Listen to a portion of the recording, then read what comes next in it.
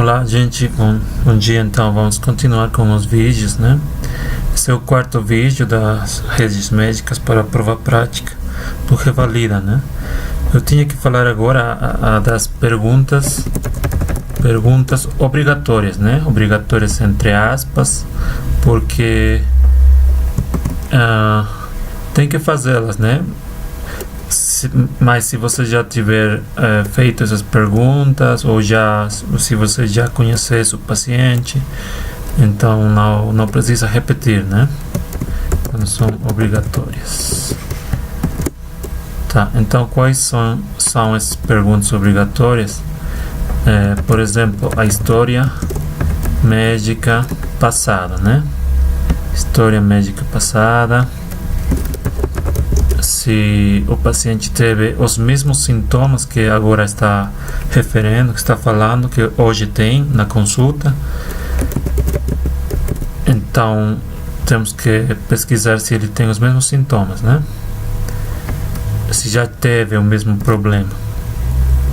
Depois, é quase obrigatório sempre perguntar, né? Alergias.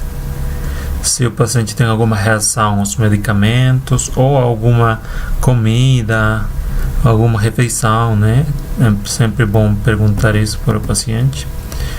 Depois também seria bom perguntar quais medicamentos está tomando o paciente.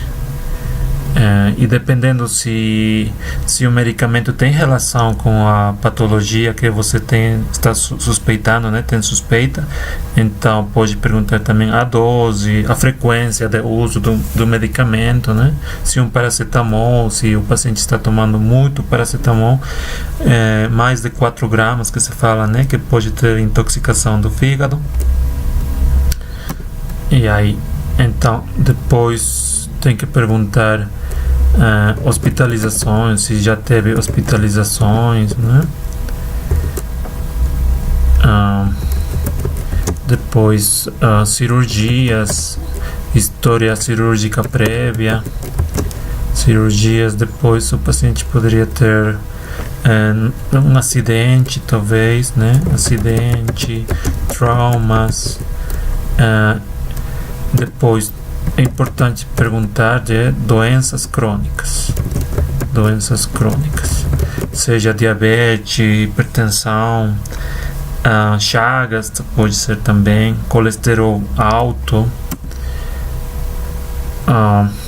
Depois tem que perguntar, sim, pode fazer a revisão por sistemas também aqui, que já falamos disso nos vídeos prévios, né? Então pode perguntar também uma breve revisão por sistemas, né? Então o que pode perguntar na revisão por sistemas?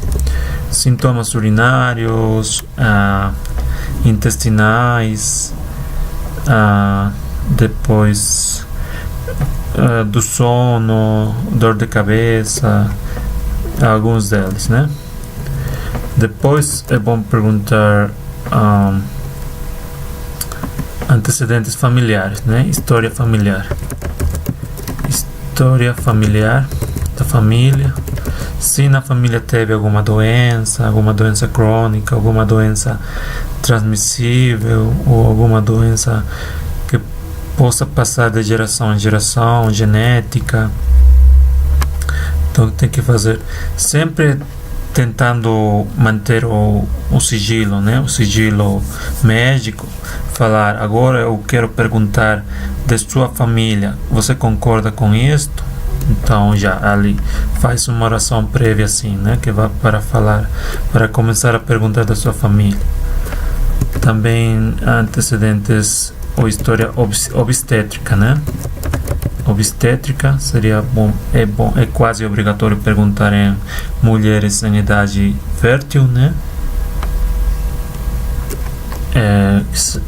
Aí tem que perguntar então a menstruação, se é regular, irregular, quantos dias dura quando vem a menstruação, se toma o anticoncepcional. Depois, quantas absorventes usa por dia também, pode perguntar.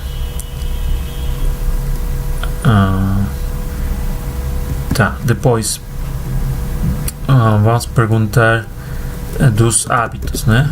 Dos hábitos sexuais e sociais. Então sempre vamos falar antes de perguntar esses aqui hábitos sexuais. Então fala para o paciente, eu vou fazer algumas perguntas para você de os seus hábitos sexuais e sociais, tudo bem? Então o paciente tem que concordar, né? Também pode lembrar para o paciente que tudo vai ficar no sigilo médico, tá? Então, aí nos hábitos sexuais, pode perguntar, aqui vamos colocar uma linha, tá? Aí, os hábitos sexuais, vai perguntar